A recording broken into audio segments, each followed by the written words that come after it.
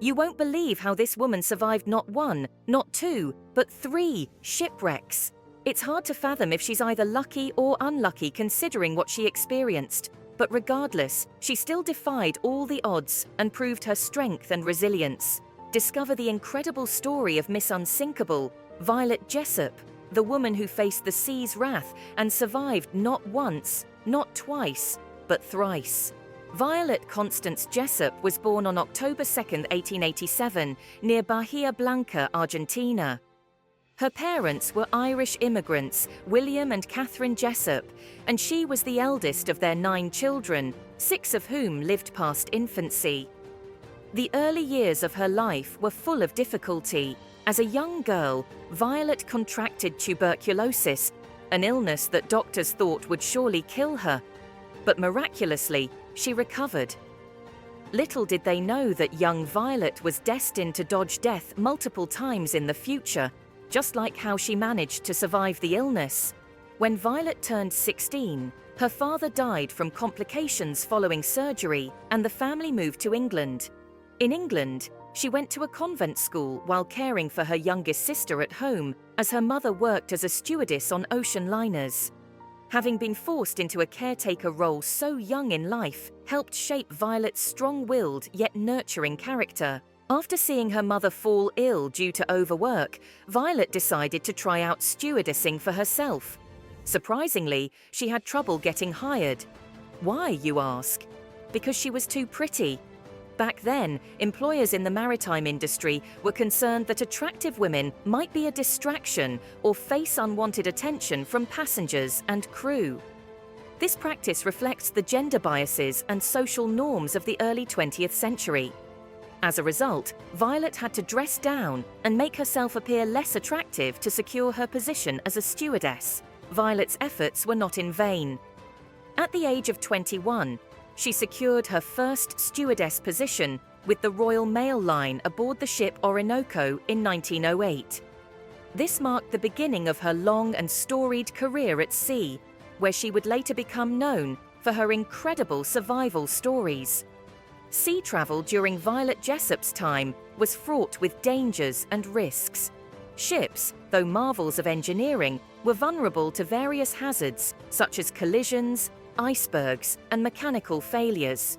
The early 20th century saw significant maritime disasters due to limited safety measures and the unpredictable nature of the sea. During World War I, the dangers were compounded by wartime threats, including mines and enemy attacks. These risks set the stage for Violet's remarkable experiences aboard the RMS Olympic, RMS Titanic, and HMHS Britannic, where her resilience and quick thinking enabled her to survive against incredible odds. She experienced her first near-death experience when she worked as a stewardess on the RMS Olympic, the largest ship in the world. In September 1911, barely a year old in her career with White Star Line, Violet had a dramatic and horrifying incident that could easily have resulted in her death. The RMS Olympic was at this time regarded as the most modern liner ever made, known for its size and opulence. It was a state-of-the-art passenger liner, celebrated for its size and luxury. On September 20, 1911, the Olympic set sail from Southampton, England. As the ship navigated through the Solent, it collided with the British warship HMS Hawke. This collision was especially disastrous due to the Hawke's reinforced bow, which was meant for ramming during combat. This crash created an enormous hole on one side of the Olympic above and below the waterline, which caused massive damage to her hulls and propeller shafts. The incident, although supposedly fatal, did not cause any deaths because of the watertight compartments that were part of the ship's design. However, this event was a major disaster for White Star Line, both in terms of publicity and financially. It took 6 weeks to repair the RMS Olympic, owing some of its parts from the Titanic, which was still under construction. Violet's account of the collision reflects the chaos and fear that ensued. She recalled the sudden jolt of the impact, the panic among passengers and crew, and the scramble to assess the damage. Despite the fear, Violet maintained her composure, assisting passengers and ensuring their safety. This experience, though terrifying, was just the beginning of her encounters with maritime disasters. The Olympic collision taught Violet valuable lessons about crisis management and reinforced her resilience. It also marked the first of 3 significant shipwrecks she would survive, each adding to her reputation as Miss Unsinkable. During her second experience with death, she was aboard none other than the RMS Titanic, the unsinkable ship. This was in April 1912, when she was 24 years old and was working as a stewardess on the Titanic's maiden voyage from Southampton to New York. On April 14, 1912, the Titanic hit the proverbial iceberg. This action caused disastrous breaches in the ship's hull that led to its inevitable sinking.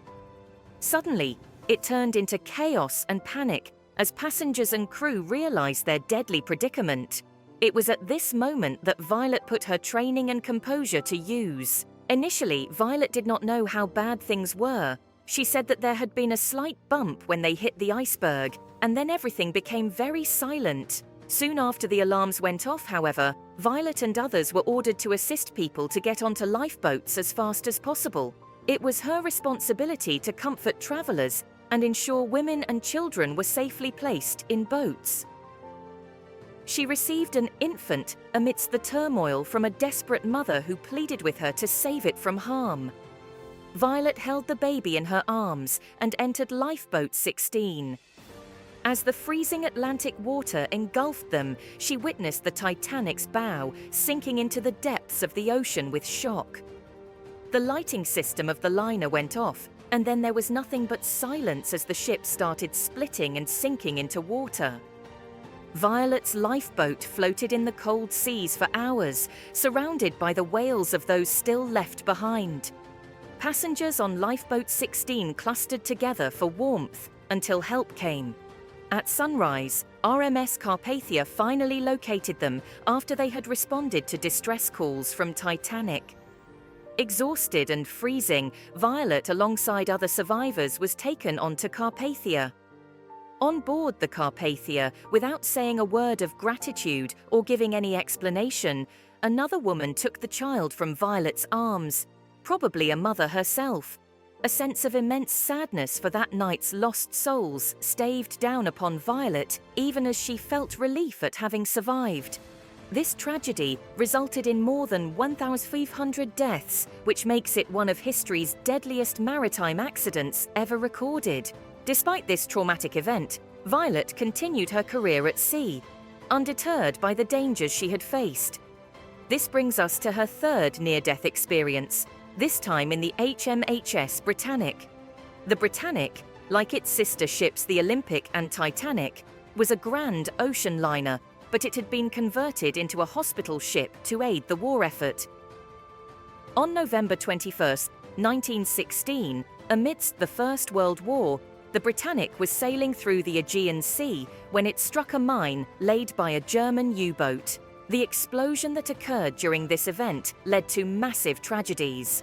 Consequently, the ship's hull had been torn apart by a gigantic hole, which caused the Britannic to begin sinking fast. Despite the urgency of the situation, the well-trained crew and medical staff sprang into action, attempting to evacuate the ship in an orderly manner. Violet, demonstrating her characteristic calm and resilience, assisted her fellow nurses and patients in preparing to abandon ship. As lifeboats were being lowered down into the water, an imminent danger appeared. The turning propellers of the ship that tried desperately to beach her caused fatal suction. Lifeboats launched near or at the stern were drawn towards propellers and are starting to get destroyed. Violet found herself in one of these lifeboats, facing imminent danger. Recognizing the peril, she made a split-second decision to jump out of the lifeboat just before it was sucked under the stern.